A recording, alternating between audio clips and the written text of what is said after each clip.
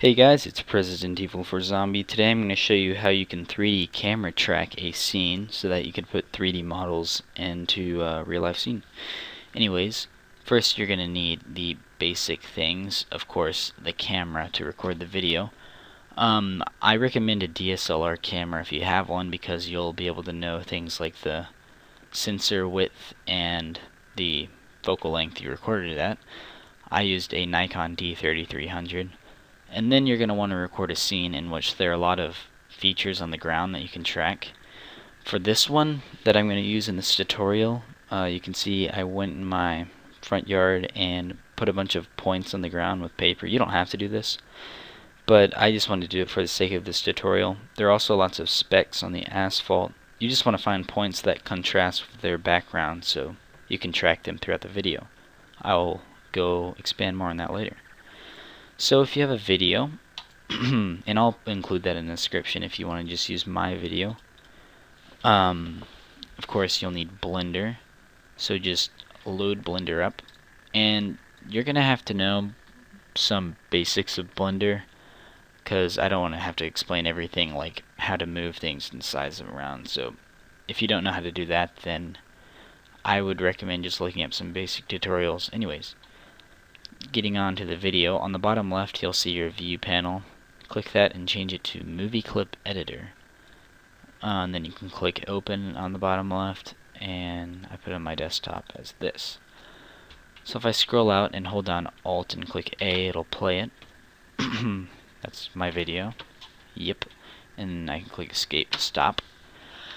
I want to first go to the right and you'll see camera, and the Nikon D3100 is already there.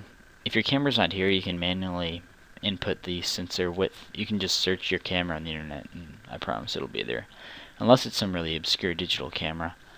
But I'm going to do that one just because it's really similar to mine. And then the lens, I know I recorded it at 18 focal length millimeters. So once you've set that up, that's basically all you need to do. On the left side you'll see detect features, and basically that's just going to detect points in your video that are easy to track. Of course it doesn't get everything, so you're going to manually hit the add button under marker. I'm going to click this point right here. I'm going to add, there's some black spots on the asphalt that would make good tracking points. That rock I guess is alright. And they don't have to be perfect, just make sure you have enough. That's what some people fail to do, is just have enough points to track. It's more important to have lots of points everywhere than not enough, even if they're good points. So just click keep adding more to your desire, whatever you think is appropriate. I should probably be more careful in adding good ones, but it's fine. I'll just do one more. Oops. Oh, that's a shitty one. Another one. Okay. So now if I hit A twice, it'll select them all, and I just want to hit the play button right here. That's going to track all of the points throughout the video, and you'll see a lot of them died off actually fairly soon. So this might be a shorter video that I'm editing, but let's see, let's let it finish. We want to find where in this video that, you know, the last points still remained without disappearing. And that was about frame 130, so I'm just going to put it there. And then at the end on the bottom I'm going to type in 130, just to let Blender know that we don't need to work with any more frames. 130 is enough. So let's see, we have this set up. Basically all of our points are tracked throughout the video, and it's fine if they disappear, but it's important to have at least some for Blender to work with. Anyways, go to solve here on the left and just hit solve camera motion. Ooh, my solve error is 5. Let's see, that could be better. It's best to have it under 3, so if it's like 27 or something, that's definitely not good. That just means either something is not set correctly on your focal length and your sensor, or you don't have enough tracking points. So I'm going to go back to the beginning, back to the track tab, and just add more points. Let's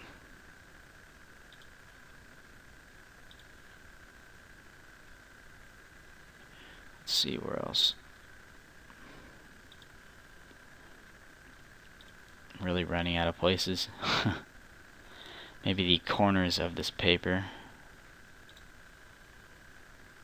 It's not a bad one. Okay. One more for good time's sake. Okay. Now I'm just gonna select them all. I don't know if you have to select them all, but just hit the play button again. If that happens and you have a bad solve error number, then yeah, you want to do that. Okay.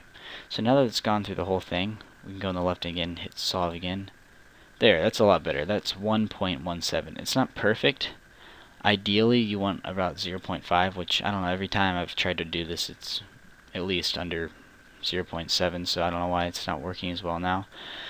But, you want Blender to know kind of a basic plane on the ground, comprised of 3 points. So go to the end of your video. I'm going to hit C. That opens up the selection brush, and I click here. I don't have to hold anything. I can just click here, click here. That's 3 points. Think of it, if those 3 points made a triangle, then that would make a good plane on the ground, because then you want to hit floor, and then right in the middle you want a good origin point. So once you've done that, Blender basically knows what your scene looks like now, as if it was in 3D space. So on the top right, you'll see this little spiel, I don't know what to call it. Just drag that to the left and then make this a, let's see, where is it? 3D view, there we go. So enter your camera view by hitting the 0 on your numpad, and on the left side again, set as background, because we want this video to be in the background on your right side, and also set up tracking scene.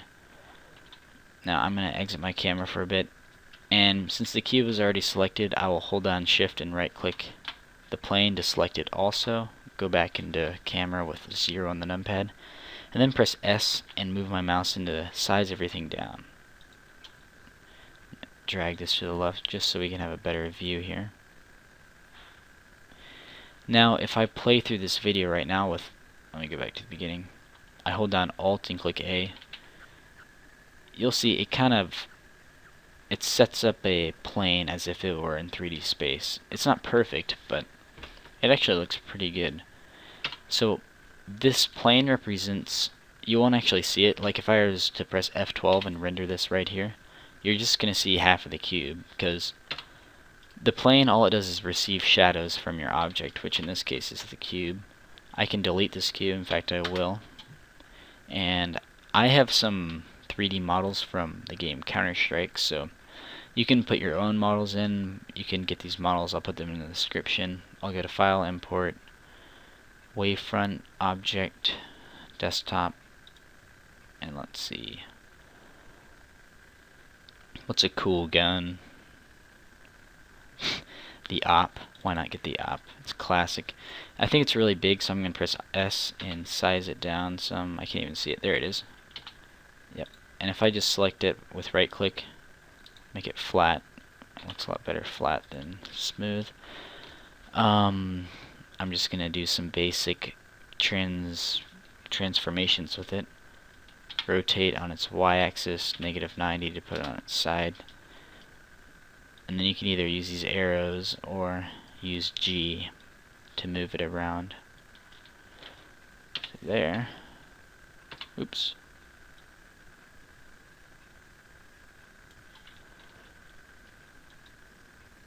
It's not perfect, but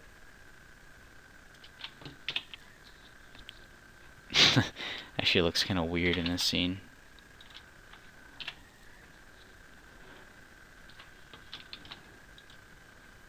Let me size these things up. I'll make a huge op. That's what we want. So basically, I mean, we're basically done with the scene. You can do whatever you want with the op. I can right click it, give it a new material, new texture, and give it a image. But I will not do that because that is not what this tutorial is about. This tutorial is about 3D motion tracking. So if you wanted to render this out in 3D view, in 3D view, in a video, I don't know why these things are here. All you have to do is make sure you have your video set up. It looks good. You can render different parts of it, and you'll see it looks like it's actually on the ground. So it's a very powerful tool if you figure out how to do it correctly. If you go on the right here, you'll see this camera thing. This will take you to the video tab. To render it as an animation, just do, let's see. Well, you got to get the resolution first. 720p is fine, so 1280 by 720, 100% because you want the full resolution. And then I prefer H264 down here, and then click that. Desktop is just where I want to save it. I'll call it op. So this is a very quickly done animation, and the op model isn't the best, but I will render it out very fast and show you that it does in fact work. Alright, so it's finished rendering. Let me minimize Blender. And it might be a little jittery, so whatever, I'll display it.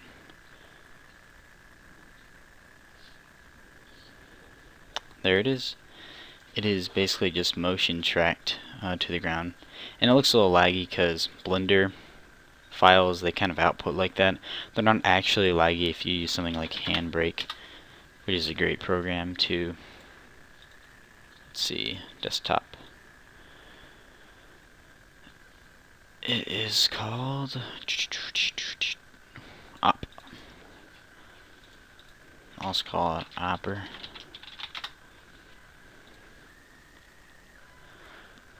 Alright, it's already done.